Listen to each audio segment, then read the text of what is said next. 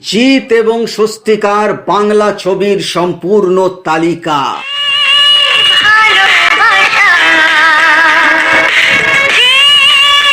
এই ভিডিওতে আমরা জানবো জিৎ এবং স্বস্তিকা জুটি দুজনে মিলে একসঙ্গে মোট কটি ছবি করেছিলেন আর সেই সব ছবির বক্স অফিস কিরকম ছিল। এটি একটি অনুরোধের ভিডিওটি আনার জন্য অনুরোধ করেছিলেন সুজল নাথ। তার অনুরোধের ভিডিওটি এবং তার সঙ্গে অবশ্যই যারা জিৎ এবং স্বস্তিকার ভক্ত তাদের জন্য ভিডিওটি। তার আগে এখনো যদি চ্যানেলটিকে সাবস্ক্রাইব না করে থাকেন এক্ষুনি করে নিন, কারণ এখানে যে ধরনের ইনফরমেশন আপনারা পেয়ে থাকবেন তা কিন্তু আর অন্য কোথাও পাবেন না। তো চলুন আর দেরি না করে আমরা জিৎ স্বস্তিকাকে নিয়ে ভিডিওটা শুরু করে ফেলি।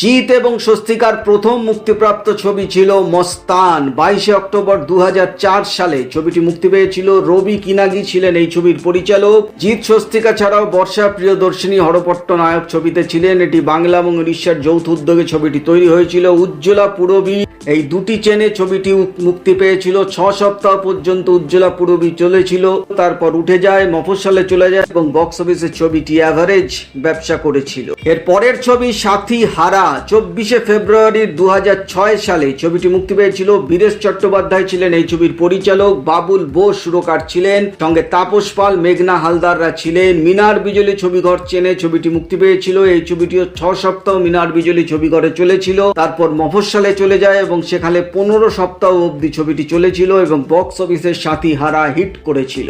এর পরের ছবি প্রিয়তমা 11 আগস্ট 2006 সালে ছবিটি মুক্তি পেয়েছিল। প্রভাত রায় ছিলেন এই ছবির পরিচালক। জিৎ গাঙ্গুলি সুরকার ছিলেন, সঙ্গে রজতাভ দত্ত, লাবণী সরকার, শ্রেয়া পান্ডে ছিলেন। এই ছবিটিও মিনার বিজলি ছবিঘর চেনে মুক্তি পেয়েছিল। 7 সপ্তাহ পর্যন্ত মিনার বিজলি ছবিঘরে চলেছিল, তারপর মফস্বলে চলে যায়। ছবিটি বক্স অফিসে অ্যাবাভ অ্যাভারেজ ব্যবসা করেছিল।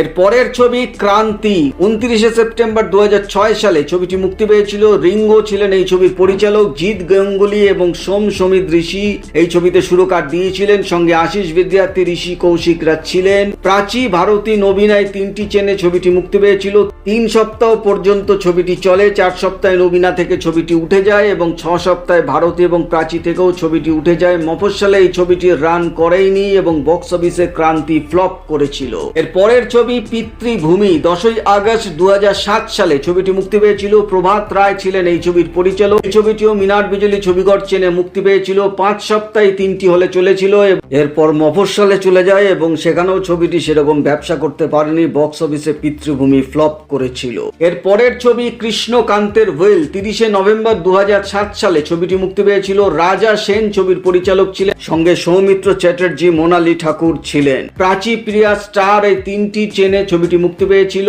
3 সপ্তাহে প্রাচী থেকে ছবিটি উঠে যায় এবং প্রিয়া, স্টার থেকেও ছবিটি 4র্থ সপ্তাহে উঠে যায়। টোটাল 6 সপ্তাহ ছবিটি চলেছিল এবং বক্স অফিসে কৃষ্ণকান্তের হুইল ফ্লপ করে। এবং এই জুটির শেষ ছবি পার্টনার 25 জুলাই 2008 সালে ছবিটি মুক্তি পেয়েছিল। শঙ্কর রায় ছিলেন এই ছবির পরিচালক। প্রাচী, মিত্রা এই দুটি চেনে ছবিটি শুরু হয়েছিল। 3 সপ্তাহ পর প্রাচী এবং মিত্রা থেকে ছবিটি উঠে যায়। টোটাল 5 সপ্তাহ ছবিটি চলেছিল এবং বক্স অফিসে পার্টনার ফ্লপ করেছিল এবং তার সঙ্গে জিৎ এবং স্বস্তিকার জুটিও এখানেই সমাপ্তি হয়ে যায়। জিৎ এবং স্বস্তিকার কেরিয়ার সামারি করলে দেখা যাচ্ছে তারা মোট 7টি ছবি করেছিলেন। তার মধ্যে একটি ছবি হিট হয়েছিল, একটি ছবি অ্যাভাব অ্যাভারেজ গিয়েছিল, একটি ছবি অ্যাভারেজ ছিল এবং 4খানি ছবি ফ্লপ করেছিল। তার মানে বক্স অফিসের বাজারে জিৎ স্বস্তিকা জুটি সাকসেসফুল হয়নি, কিন্তু তাদের অফ স্ক্রিন কেমিস্ট্রি অর্থাৎ পর্দার বাইরে তাদের প্রেম ভালোবাসার গুঞ্জন চারিদিকে ছড়িয়ে পড়ে এবং সবাই মেনে নেয় যে জিৎ স্বস্তিকার বিবাহ হবে, কিন্তু তা হয়নি। দুজনের মধ্যে ছাড়াছাড়ি হয়ে যায় এবং তার সঙ্গে তাদের সিনেমার জুটিও এখানেই